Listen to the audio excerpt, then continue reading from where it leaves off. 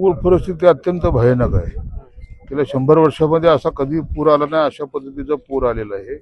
आणि मराठवाड्यातून जी धरणं आहेत त्या धरणातून जवळजवळ परवा दिवशी रात्री 2,15,000 क्युसेकचं पाणी सोडलेलं आहे. आणि त्याच्यामुळे त्याचा सर्वात जास्त फटका हा मोहोळ तालुक्यातल्या नदीकाठच्या गावाला बसलेला आहे. पुरं गावाच्या गावामध्ये पाणी घुसलेलं आहे आणि गावाच्या गावात स्थलांतरित करण्यात आलेले आहेत.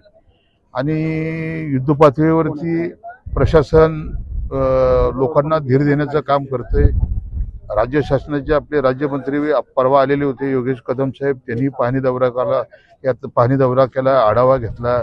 त्यांनी ताबडतोब सूचना केलेल्या आहेत की बाबा NDRFच्या निकषाप्रमाणे सर्व शेतकऱ्यांना नदीकाठच्या ताबडतोब तुम्ही 5,000 रुपयाची मदत करा. आणि आता पूर परिस्थितीमध्ये जी गावं पाण्यामध्ये गेलेली आहेत त्यांना स्थलांतरित करून त्यांना अन्नाचे 10-15 दिवस पुरेल अशा पद्धतीचे किट द्या. आणि आता ते देण्याचं काम तहसीलदार आणि BDO हे या तालुक्यातले करत आहे. मी सगळी त्यांच्याकडून माहिती घेत आहे.